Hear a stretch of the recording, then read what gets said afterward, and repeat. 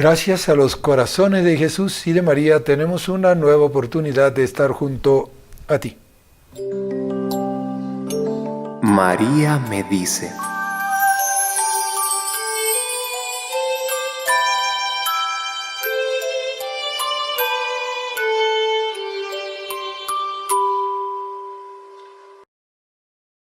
Como Jesús es fruto de la obra de Dios en la obra de Santa María Virgen, así mi apostolado debe ser el fruto del actuar de Dios en mi actuar virgen de todo, menos de Dios. Una virginidad que en conceptos y palabras de nuestro Padre Molina es como esa suerte de estado de despojo del alma. Es lo que San Ignacio de Loyola llamaría la indiferencia activa, es decir, despojarme de todo aquello que vea que no es voluntad de Dios. San Ignacio de Loyola en sus ejercicios espirituales lo denomina en cuanto a tanto cuanto, es decir, utilizar de las cosas tanto cuanto me ayuden para ir a Dios. Pues yo necesito tener un corazón virgen. Esa es la grandeza de la virginidad de Santa María, es la grandeza de una virginidad que no es solo física. La virginidad física es como la expresión externa del corazón virgen que María tuvo y tendrá siempre. Virgen de todo, menos de Dios. Y alguno dirá, bueno, pero ¿no dice usted que Santa María es madre y que Santa María está siempre pendiente de nosotros? Sí, pero porque justamente esa es la voluntad de Dios y Santa María desea ante todo la voluntad de Dios. Y por voluntad de Dios es madre, madre de Dios, madre nuestra, madre virginal. Un saludo cordial a todos los amigos que nos siguen a través de los distintos medios, a través del internet, en nuestros canales de YouTube, NSE TV Radio, NSE TV Perú, también para aquellos que lo hacen a través del Facebook, NSE Radio, NSE TV. Damos también un saludo para los que a través del internet nos siguen en nuestras páginas web, www.nsradio.com, www.nsetv.com. Saludamos a los amigos que nos van a estar escuchando o nos van a estar viendo a través de la amplitud modulada, 1180 en la ciudad de Lima, 590 en la ciudad de Arequipa, 720 en la ciudad de Cusco, canal 27 UHF señal abierta en la ciudad imperial y también en la ciudad blanca. Y además allí en la ciudad del Misti, pues tenemos el cable amigo.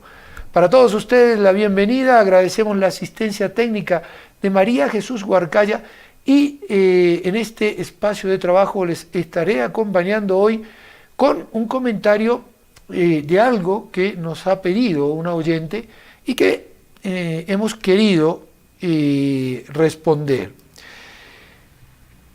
Bueno, ¿por qué no hablan del sínodo? ¿Qué es lo que ha pasado en el sínodo?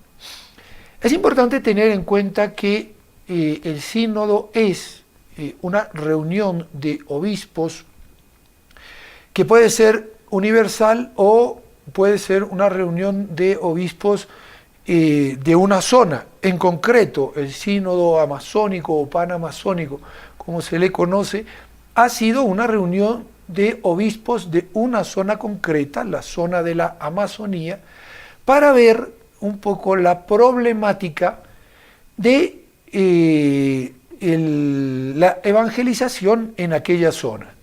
Tengamos en cuenta que la zona amazónica es una zona grande, muy grande, poblada por algo más de 30 millones de personas que tiene dentro de sí a un grupo que será más o menos una décima parte, es un poco más de 3 millones de habitantes que son autóctonos, el resto son o criollos o mestizos o pobladores de, digamos, de otras regiones. Entonces, ante esa realidad, pues se analizó un poco la parte de la evangelización, cómo encarar la evangelización, y además también un poco lo que es la cuestión de la ecología, con esa ecología integral que suele mencionar nuestro Papa Francisco, que es la ecología que tiene al hombre como centro y que busca no solamente cuidar las plantas o cuidar los animales, que evidentemente no deja de ser importante porque Dios nos dio que administremos la creación, no que la destruyamos, sino que al tener como centro al hombre, lo más importante es ver el bien del hombre, concretamente de estas comunidades autóctonas que están sufriendo por diferentes tipos de explotación que dañan la tierra en la cual ellos habitan. Por un lado la desforestación, por otro lado las quemas y los incendios para aprovechar los campos para cultivos, por otro lado la extracción del petróleo y otros minerales que va deteriorando toda aquella zona. Una zona que no es para, digamos, no tenerla en cuenta, porque es uno de los pulmones de nuestro planeta y por lo tanto, pues es importante también tomar algunas medidas para cuidarlo. Pero dentro de este sínodo han sucedido cosas que han causado como cierto estupor. Vamos a comenzar con la primera de ellas, tomando un comentario de Info Vaticana de lo que el cardenal Müller, antiguo prefecto de la Congregación para la Doctrina de la Fe, ha publicado en una declaración que ha sido contundente sobre lo que se ha hecho en las semanas pasadas en el Sínodo de la Amazonía. En especial, se ha expresado con respecto a esto de poner ídolos, concretamente unas imágenes de la Pachamama, en una iglesia romana, la iglesia de Santa María in Transportina. Pues el purpurado alemán ha dicho, entrevistado por Raymond Arroyo en un programa en el canal católico EWTN, que pueden ver este programa, si ustedes lo gustan, si dominan el inglés, lo pueden ver en el enlace de EWTN.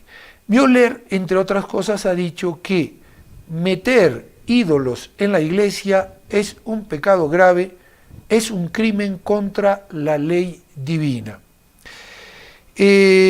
Arroyo ha recordado que ha habido quien ha sacado las estatuas, objeto de tanta discusión, de la iglesia de Santa María in Transportina y después las ha arrojado al Tíber.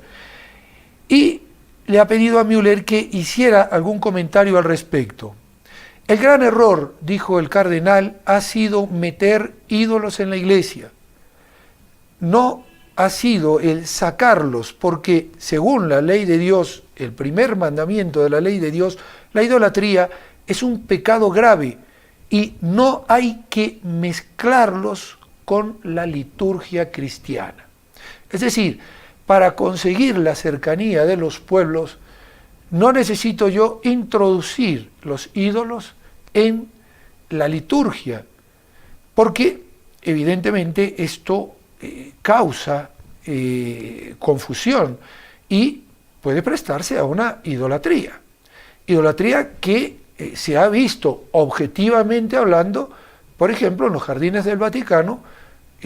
Hay algunas imágenes que tal vez se estén pasando en este momento, cuando se postraron ante las imágenes que luego el mismo Papa Francisco define como imagen de la Pachamama, se han postrado las personas que estaban haciendo un ritual autóctono y entre ellos también un fraile franciscano que se postra con la frente en el suelo ante estas imágenes. Entonces, todo esto ha causado confusión, un estupor. Bueno, ¿qué sucede?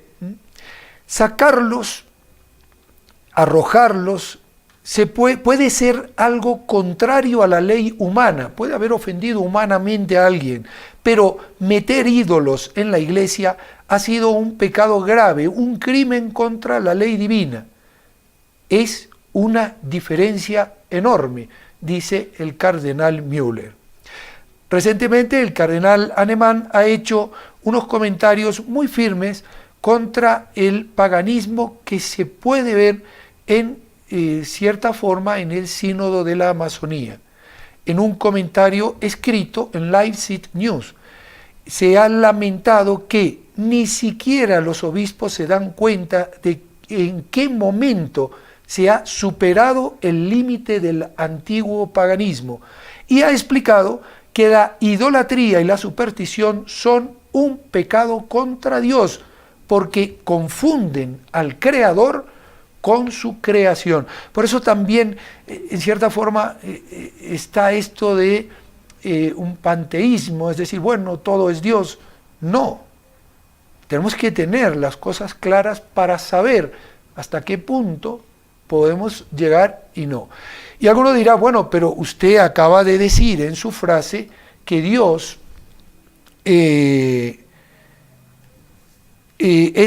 que Jesús es fruto de la obra de Dios en la obra de Santa María. Sí, pero reconocemos a Santa María como un instrumento de la obra de Dios.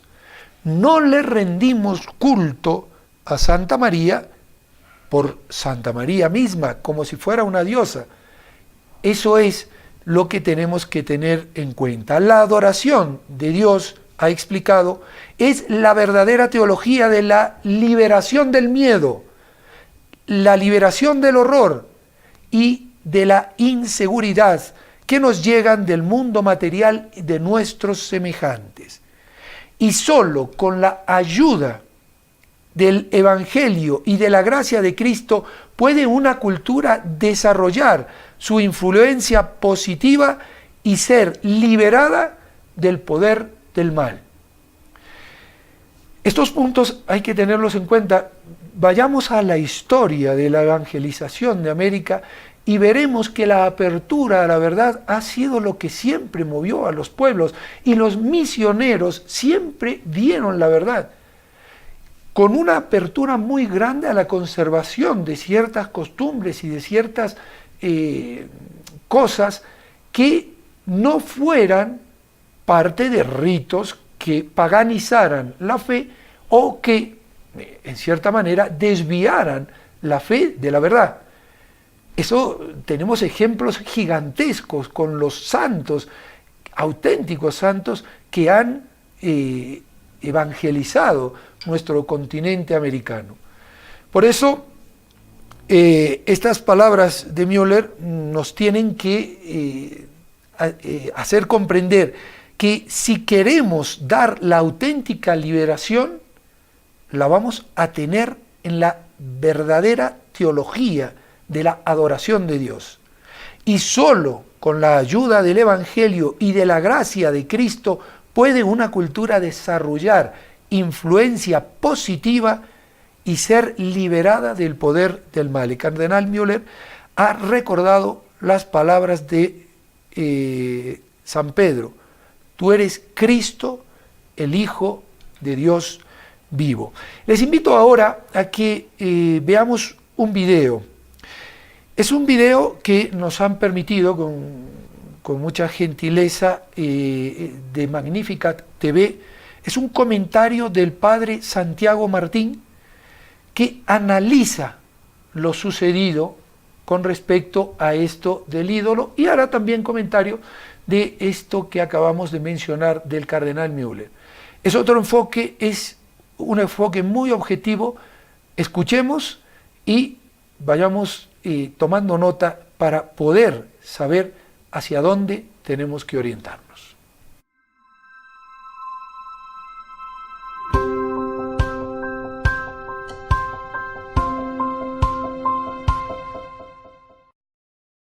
El protagonismo esta semana ha sido sin duda, me refiero a la Iglesia naturalmente, ha sido sin duda el sínodo sobre la Amazonía que ya ha terminado. Con dos cosas distintas, probablemente relacionadas. Por un lado, la cuestión de los ídolos paganos que han girado en torno al sínodo todo el tiempo, y por otro lado, las conclusiones, sobre todo lo referente a la petición para que se ordenen hombres casados. Ya comenté en su momento que el día 4 de octubre, la víspera de inaugurarse el sínodo, tuvo lugar, era el día de San Francisco, tuvo lugar en los jardines del Vaticano un acto en el cual se plantó un árbol como un símbolo de un sínodo que iba a estar dedicado, al menos en parte, a la defensa de la naturaleza allí en aquella región amazónica. Bien, plantar un árbol es una cosa estupenda.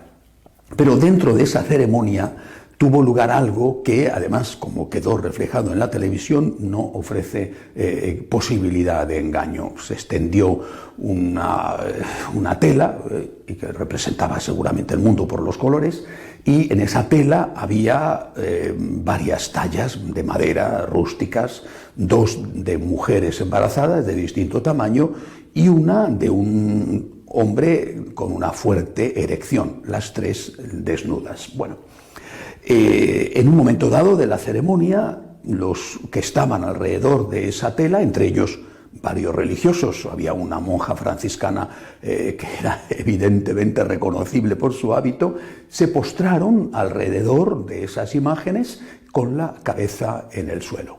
Eso era un claro signo de adoración. Si nos dicen que eso no es adoración, pues tendremos que creer que el pulpo es un animal de compañía. Algo que nos digan que es que, qué sé yo, a la monja se le rompió el rosario y pidió a los compañeros que buscaran las cuentas que se habían quedado desperdigadas. Aquello fue un claro gesto y un signo de adoración. Lo primero que me llama la atención es que todos estos curas y más, que están en contra de que los fieles se arrodillen en la iglesia durante la consagración, han quitado en muchas iglesias los reclinatorios para que no puedan arrodillarse, y les critican y se meten con ellos si alguno se atreve a arrodillarse, no se escandalicen, ni protesten, ni digan nada de que se arrodillen delante de unos ídolos. Es muy significativo. Bien. Naturalmente ese gesto no terminó ahí. El Papa estaba delante cuando esto ocurría. Ese gesto no terminó ahí. Una de esas tallas, la más grande de estas mujeres embarazadas, fue introducida en una canoa en la sala, el aula sinodal, por varias personas, entre ellos dos obispos que iban en primera fila. Y después fue depositada en una iglesia de los carmelitas que está al lado del Vaticano, en la Vía de la Conciliazione, fue depositada allí y se hicieron, delante del altar mayor, y se hicieron todos los días actos religiosos delante de esa imagen. Hasta que un día alguien cogió esas imágenes, parece que las dos femeninas, la masculina ya no se volvió a saber nada de ella, solo estuvo allí en los jardines vaticanos, las dos tallas femeninas, y las tiró al Tíber. Bien, pues el propio Papa el viernes informó delante de todos en el sínodo que la policía, los carabineros italianos, habían rescatado del Tíber esas dos tallas, y que él pedía perdón como obispo de Roma por el robo que había tenido lugar. ¿Por qué? Porque fue el Papa el que lo dijo, literalmente dijo que eran dos imágenes de la Pachamama. Por tanto, eran dos ídolos de otra religión, dos ídolos. Este es un tema serio. Delante del Papa, en una dependencia que no era la Iglesia, porque eran los jardines vaticanos, pero unos religiosos adoran a un ídolo.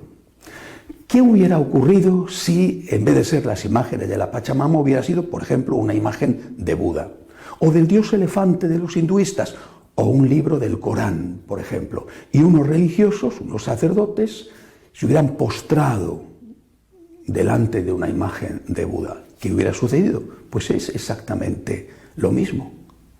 ¿Qué hubiera sucedido si en un templo católico de forma habitual delante del altar mayor estuviera venerándose, adorándose una imagen religiosa de otra religión. Oye, que en su templo, en el templo hinduista, se adore al dios elefante, pues me parece que tienen todo el derecho a hacerlo. Y que donde tengan los seguidores de la religión de la Pachamama sus templos, como sean, humildes o grandiosos, que adoren a la Pachamama, a mí me parece bien, que tienen derecho a hacerlo. No estoy de acuerdo, pero tienen derecho a hacerlo. Pero en un templo católico y delante del Papa en los jardines vaticanos sin que nadie diga nada. Bueno, alguien sí ha dicho algo. El cardenal Miller, exprefecto de Doctrina de la Fe y que yo creo que algo sabe de teología, ante esto dijo que traer los ídolos a la Iglesia fue un crimen contra la ley divina. Y Monseñor Azcona, que fue ya está jubilado, pero fue obispo en una prelatura, en una misión en Brasil, dijo que efectivamente eran ídolos. El Papa lo reconoció, imágenes de la Pachamama, lo dijo tal cual el Papa. Se acabó con la duda, que si era Nuestra Señora de la Amazonía, a ver, si era Nuestra Señora de la Amazonía, ¿quién era la imagen del hombre que estaba allí? Porque se prestaba a muchos equívocos, ¿no? El Papa zanjó y dijo, no, son efectivamente imágenes de la Pachamama. Bueno, pues Monseñor Azcona dijo que efectivamente eran imágenes de la Pachamama, pero que aquello era un sacrilegio demoníaco. Vamos a las consecuencias. Está circulando de forma especial en Latinoamérica, pero no solo allí, el vídeo que grabó el Vaticano del acto en sus jardines, donde esa gente, algunas chamanas que después bendijeron al Papa con sus ritos, y los religiosos, religiosas, se postraron y adoraron a la Pachamama. Está circulando entre las sectas en Latinoamérica. Y lo que ellos están diciendo es que los católicos hemos dejado de ser cristianos, nos hemos vuelto paganos y estamos adorando a los dioses precristianos. Y esto lo están diciendo para llevarse a sus sectas a tantos católicos como están confundidos y que están escandalizados. Por supuesto que hay que insultarles, y algunos les insultan, les dicen de todo, sí, pero esos católicos insultados que están escandalizados son la mayoría de los que van a misa y de los que ayudan con su dinero al mantenimiento de la Iglesia. Y están sorprendidos y escandalizados. Otra consecuencia, y ahora, ¿qué tienen que hacer todos los sacerdotes que en determinados países de una forma especial están luchando contra la santería y contra la brujería? Cuando los santeros les están diciendo, pero si nosotros hemos sido abrazados por la Iglesia, si han adorado a una de nuestras deidades delante del Papa y aquí no ha pasado nada. El Papa no ha protestado, no ha dicho esto de ninguna manera, o que lo hagan, pero los religiosos no. ¿En qué condiciones quedan estos sacerdotes que están diciendo que la brujería hace daño a la gente y que están luchando contra el sincretismo dentro de la Iglesia? Es un tema de una importancia grande. Yo no sé si a esto se refería el Papa poco después, cuando él dijo y criticó a lo que él llamó las élites católicas que se fijan en cositas, dijo el Papa, en cositas en lugar de fijarse en lo grande. No sé si se refería a esto. Esto desde luego no es una cosita. El Papa también dijo, citando a Peggy, que había algunos de esas élites católicas que no tenían en cuenta los desafíos del hombre moderno y que no amaban a nadie y que por eso creían que amaban a Dios. Bueno, y citando a Mahler, dijo que la tradición no podía ser una urna de cenizas, sino que tenía que ser la raíz para el futuro, la fuente de energía para el futuro. Creo que Mahler lo decía en otro sentido. No es una cosita adorar a un ídolo en una iglesia, sea la Pachamama, sea Buda o sea el dios elefante. No es una cosita. No digo yo que el Papa lo dijera en ese sentido. No sé a qué se refería cuando criticó a las élites católicas, que no sé a quién eran, élites católicas, y no sé si se refería a esto o a otra cosa con lo de las cositas. Esto no es una cosita. Vuelvo a leer lo que dijo el cardenal Miller. Traer los ídolos a la iglesia fue un crimen contra la ley divina. No es una cosita, es algo muy grave, muy serio y que tiene ya importantes consecuencias en la evangelización. Segunda cuestión de la semana, las conclusiones del sínodo para la Amazonía. Bueno, dos sobre todo. Por un lado, la petición al Papa para que se ordene a hombres casados, en un primer momento circunscrito a las regiones de la Amazonía más alejadas donde no pueden llegar habitualmente los sacerdotes. Bien. Petición para que se ordene a hombres casados para poder llevar la Eucaristía a estos sitios. También me parece curioso y muy significativo que, por ejemplo, uno de los obispos, ya está jubilado, pero ha participado en el sínodo de origen alemán y que ha sido obispo allí durante muchos años, diga que él, durante 20 años, lo ha dicho públicamente, no ha bautizado a nadie y que no tenía ninguna intención de hacerlo. Está preocupadísimo para que llegue la Eucaristía a los sitios más remotos, pero él dice que no ha bautizado a nadie. Pues debería de estar preocupado, en primer lugar, por el bautismo. Primero que se bauticen y después lo demás. ¿Pueden ordenarse hombres casados? En la Iglesia Católica, por ejemplo, la de rito griego, hay curas casados. San Pedro estaba casado. Había sacerdotes casados en los primeros tiempos. Por tanto, esto no va en contra de la ley divina. Otra cosa distinta es que esta sea la puerta, lo de ordenar hombres casados en una remota región de la Amazonía, sea la puerta para que vengan después otras cosas. Es decir, para que venga después, por ejemplo, la readmisión de los que se salieron del sacerdocio y están casados, o para que los que son sacerdotes puedan pedir casarse porque se van a sentir en inferioridad de condiciones con respecto a aquellos que han sido ordenados estando ya casados. El cardenal Urosa ha dicho que esto, la ordenación de hombres casados, puede resolver algún problema, pero que también puede y va a generar problemas muchísimo mayores. Luego la otra cuestión ha sido la de la ordenación de las mujeres. No dice el sínodo, no pide el Papa al sínodo que se ordenen mujeres, dice que se les admita a los ministerios laicales, acolitado y también al lectorado. No dice que se ordenen mujeres diaconisas, dice que muchos han pedido que se ordenen mujeres diaconisas. Bueno, el Papa ha dicho que va a estudiar el tema, pero que de momento va a cambiar la comisión que él constituyó para estudiar el asunto del diaconado femenino. Una comisión que el propio Papa ha reconocido que no se puso de acuerdo porque había quien decía que en el origen aquellos servicios que realizaban las mujeres no eran equiparables al diaconado, otros decían que sí. Ahora el Papa ha dicho que va a crear una nueva comisión donde va a introducir otras personas. Habrá que ver quiénes son esas personas, porque claro, uno teme que esto sea como lo que está ocurriendo con la ya famosa sinodalidad. La sinodalidad es escuchar a la gente. Me parece muy bien, pero ¿a qué gente se escucha?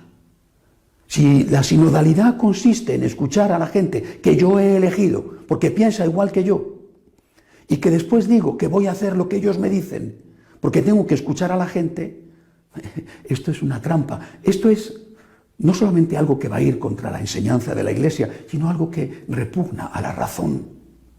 Si tú quieres escuchar a la gente, un día, sin avisar, haz una encuesta, con un control riguroso después de los resultados, no al estilo Evo Morales o Maduro. Un día sin avisar, haz una encuesta entre los que van a misa y pregúntales, ¿quiere usted el sacerdocio femenino? ¿Quiere usted que sus curas se casen? Eso sería escuchar a la gente. ¿Se escuchó a la gente cuando se cambió el rito litúrgico y se dejó de decir la misa en latín para empezar a decirla en la lengua vernácula? si hay que hacer una iglesia sinodal, seamos honestos. Pero no, yo nombro a los que quiero escuchar y después digo que les hago caso y que esto es sinodalidad. Realmente estamos llegando a unos niveles difíciles de aceptar. Y repito, no solamente por la fe, sino también por la razón. Que nos digan que ponerse de rodillas delante de un ídolo no es un gesto de adoración. Vuelvo a repetir, si eso no es un gesto de adoración, tendremos que aceptar que pulpo es animal de compañía. Pidamos al Señor por la Iglesia, porque la situación es la que es, no hace falta ponerle más adjetivos, y la Iglesia necesita nuestra oración, y el Señor reclama hoy más que nunca nuestra fe, nuestra confianza y nuestra esperanza. Hasta la semana que viene, si Dios quiere.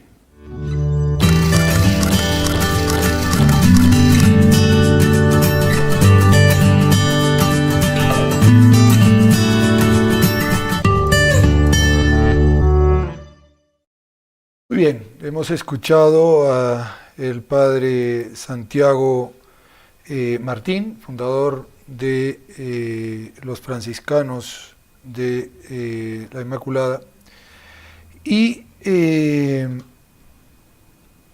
yo creo que ha sido una visión plena, objetiva de las cosas que se han visto en el sínodo. El padre Santiago mencionó también el comentario del cardenal Urosa, y que lo ha hecho en Info Vaticana, en Info Católica, y vamos a ver un poquitito. Él dice: los ancianos casados, sacerdotes, serían una solución imperfecta y problemática. ¿Por qué entonces debilitar la disciplina y el valor del celibato sacerdotal con una solución imperfecta y problemática para las poblaciones indígenas de la Amazonía, para la Iglesia Universal? Algunas cosas que va analizando el cardenal Urosa, que es un cardenal que ya está en retiro, pero que tiene mucho conocimiento porque ha sido el cardenal primado durante mucho tiempo. Dice: luego de las 2 intensas semanas de oración y celebración litúrgica, sesiones generales, reuniones en círculos menores, encuentros en diversas actividades paralelas, entra el sínodo panamazónico en la recta final. Escribía esto ya en el 21 de octubre. Siguiendo su desarrollo, me he animado a ofrecer un nuevo aporte con mi reiterada admiración por los misioneros amazónicos. Justa y acertada defensa firme de los pueblos amazónicos y la ecología integral. Dice el cardenal: muchos han sido los temas tratados con gran libertad y respeto por los padres sinodales. Algunos han dado un testimonio de labores, dificultades y logros pastorales. Otros han presentado aportes a los temas ecológicos y sociales, siempre en la línea del necesario y justo apoyo a la defensa de los derechos de los pueblos amazónicos y de la ecología del territorio. Han sido acogidos con beneplácito por la solemne asamblea. La mayoría de los padres sinodales han tratado temas estrictamente pastorales. Entre estos hay algunos de mayor interés. Uno de ellos, aunque no el más importante, pero muy problemático, es el de los ancianos casados sacerdotes u ordenar sacerdotes a ancianos casados. A este tema voy a dedicar mi reflexión, dice el cardenal Urosa. Una observación importante: no toda la población amazónica es indígena. Y aquí habla justamente de que 34 millones de personas viven en la Amazonía, de las cuales 3 millones son indígenas, la mayoría no integrados a la vida social de sus países. Es decir, la población indígena que sufre una pastoral de visita y de no presencia no es la mayoría de la población amazónica. Hay que tener en cuenta estos datos. Gran parte de la cual ya son criollos, mestizos, católicos o cristianos bautizados. De manera que no se puede generalizar y presentar el problema de la ausencia crónica de sacerdotes como de toda la Amazonía. Está focalizado sobre todo en las comunidades indígenas. En ese territorio hay también ciudades grandes y diócesis y arquidiócesis importantes, mejor atendidas pastoralmente que las comunidades indígenas, esparcidas en grandes extensiones de tierra. Un sínodo centrado solo en las poblaciones indígenas olvidaría al resto de la población amazónica. Algunos parecen entenderlo así restrictivamente. Solución: ¿ordenar sacerdotes a ancianos casados virtuosos es una solución?, se pregunta el cardenal. Creo que es muy legítima la preocupación por una mejor atención pastoral a esas poblaciones indígenas y hay que buscar una solución a la falta de sacerdotes, pero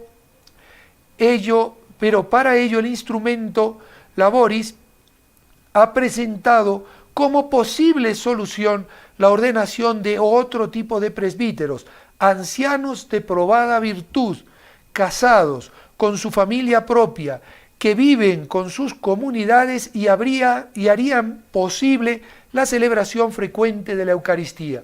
Yo aquí quiero hacer dos llamamientos. Uno, un ex obispo que trabajó mucho tiempo en la zona de Brasil dice que también en las regiones amazónicas cerca del 80% en la zona de Brasil son evangélicos, protestantes. Con lo cual, más bien habría que buscar otro tipo de pastoral que preocuparse por eso. Segundo punto, lo que decía el padre Santiago Martín. Si no nos preocupamos por bautizar a aquellos que están en esta zona, ¿por qué nos preocupamos de darle la comunión cuando en realidad todavía no están bautizados? El texto afirma claramente la vigencia de la disciplina del celibato sacerdotal como don para la Iglesia. Muy bien, dice el cardenal.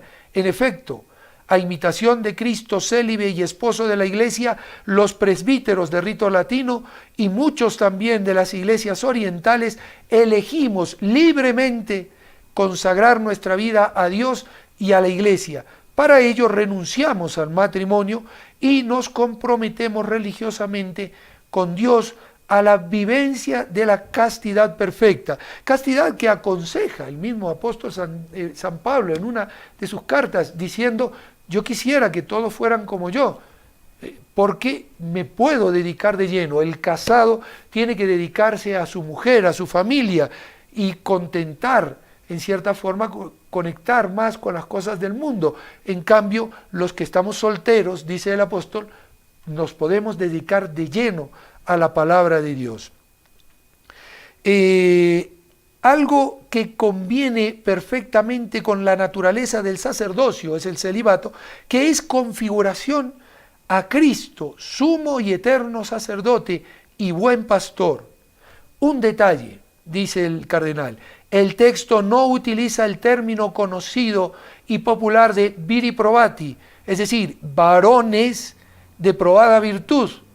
Utiliza la expresión personas ancianas y deja abierta entonces la posibilidad de la ordenación también de mujeres. No vamos a considerar esta segunda posibilidad, ya abiertamente descartada y repetidas veces por San Pablo VI, San Juan Pablo II y también recientemente por el mismo Papa Francisco. Escuchemos lo que decía San Juan Pablo II respecto a esto. Por lo tanto, con fines de alejar toda duda sobre una cuestión de gran importancia que atañe a la misma constitución divina de la Iglesia, en virtud de mi ministerio, confirmar en la fe a los hermanos, declaro que la Iglesia no tiene en modo alguno la facultad de conferir la ordenación sacerdotal a las mujeres y que este dictamen debe ser considerado como definitivo por todos los fieles de la Iglesia. Esto lo hacía en la Carta Apostólica Ordinatio Sacerdotalis, numeral 4 de 1994. Ahora bien,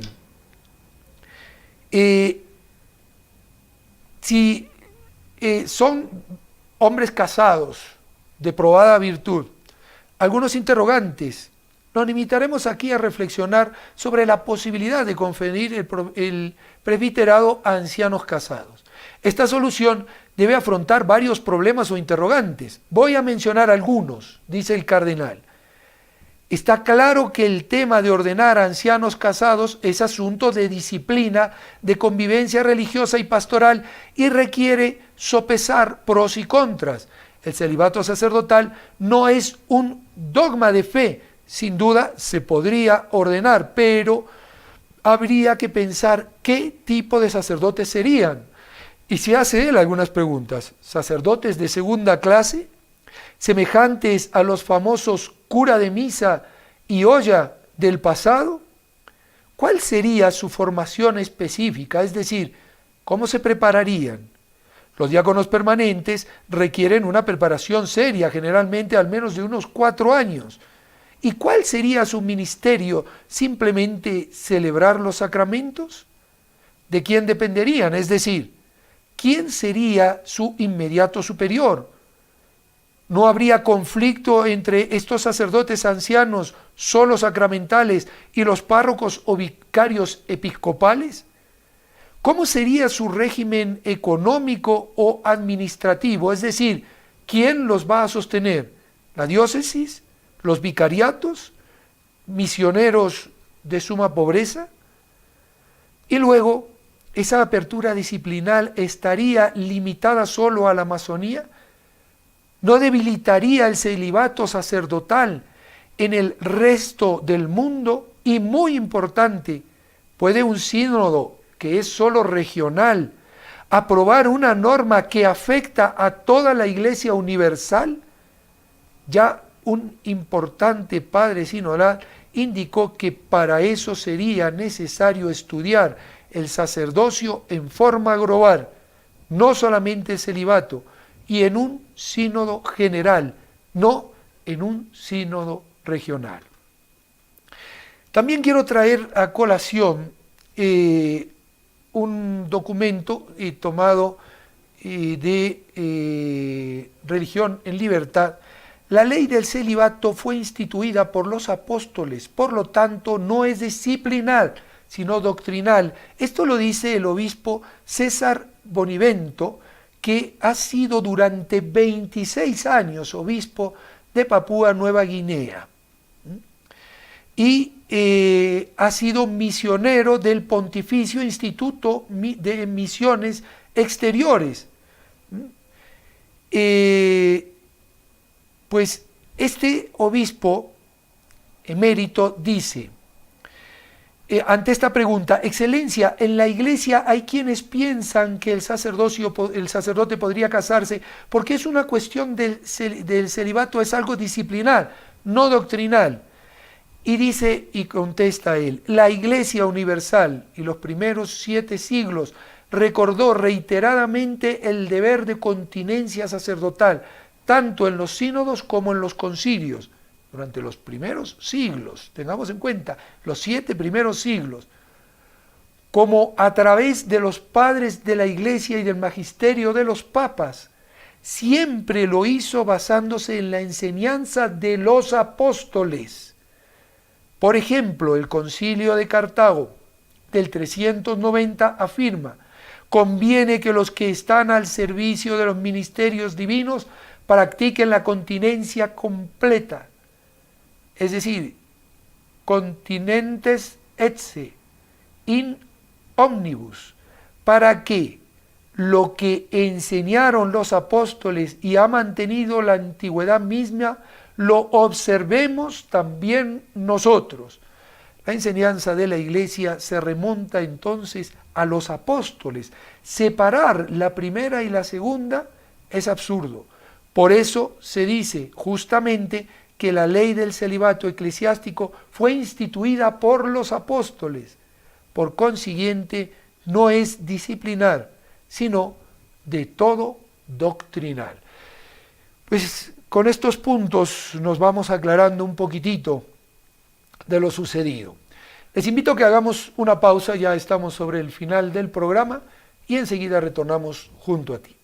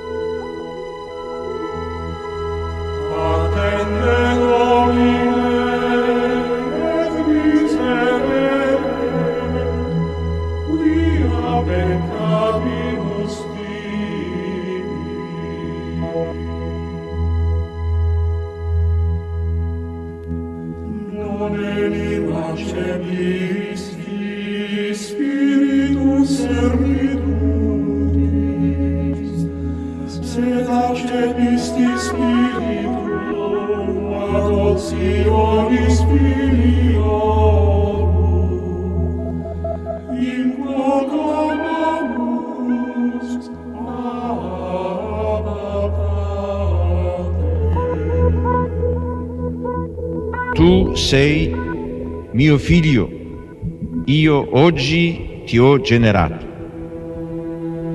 Io gli sarò padre, egli mi sarà figlio.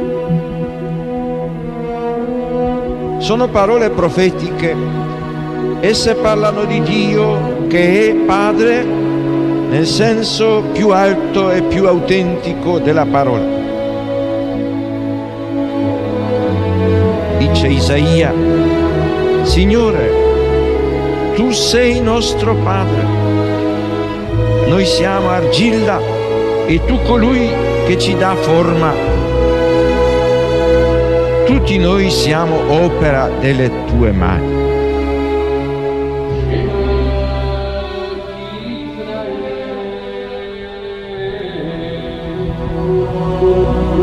Sion ha detto: il Signore mi ha abbandonato, il Signore mi ha dimenticato. Si dimentica forse una donna del suo bambino? Anche se ci fosse una donna che si dimenticasse, io invece non ti abbandonerò mai.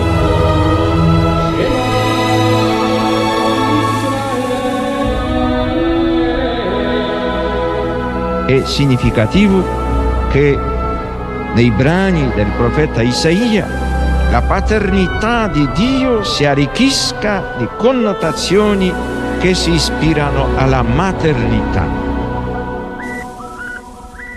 Gesù annunzia molte volte la paternità di Dio nei riguardi degli uomini, riallacciandosi alle numerose espressioni contenute nell'Antico Testamento. Per Gesù Dio non è solamente il Padre di Israele, il Padre degli uomini, ma il Padre suo, il Padre mio. Pater noster, qui es in cieli, sanctificetur nomen tuum, adveniat regnum tuum, fiat voluntas tua, sicur in cielo ed in terra. Pane nostrum quotidianum da nobis hodie, et dimitte nobis debita nostra, sicur et nostri vittimus, debitoribus nostri, et ne nos induca in tentatione, sed libera nos a malo.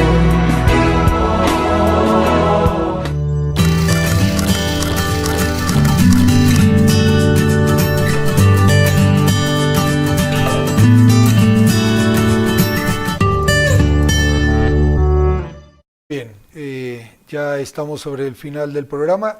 Creo que quedan todavía algunos puntos que tal vez en algún otro programa, hemos hecho este programa a pedido de ustedes. Por ejemplo, el cardenal Müller dice, falta de sacerdote no puede superarse con la ordenación de hombres casados. La misma nota que estábamos leyendo del cardenal Urosa todavía sigue la base del celibato sacerdotal, configuración a Cristo sumo y eterno sacerdote y buen pastor, la expresión, la experiencia venezolana, que también tiene la parte de la Amazonía, en vocaciones que pueden aumentar, y de hecho han aumentado, una solución imperfecta y problemática con respecto a esto de la ordenación de hombres casados, ancianos casados. Lo dejamos tal vez para otra ocasión, si de repente ya la respuesta ha sido suficiente, pues quedaremos aquí, ustedes lo dirán. Vamos ahora a encomendarnos a la Santísima Virgen María, a encomendar a nuestro querido Papa Francisco, que siempre pide oraciones y por el cual tenemos que rezar, y encomendar también ese documento que puede el Papa, tiene la libertad de hacerlo o no hacerlo, pero ha expresado que tal vez sí lo haga, la exhortación apostólica postsinodal, y encomendemos todo esto a nuestro Señor a través de las manos de la Santísima Virgen María. María, Madre nuestra, por el poder que te concedió el Padre, líbranos de caer en pecado. Dios te salve María, llena eres de gracia, el Señor es contigo. Bendita tú eres entre todas las mujeres y bendito es el fruto de tu vientre Jesús. Santa María, Madre de Dios, ruega por nosotros pecadores, ahora y en la hora de nuestra muerte. Amén. María, Madre nuestra, por la sabiduría que te concedió el Hijo, líbranos de caer en pecado.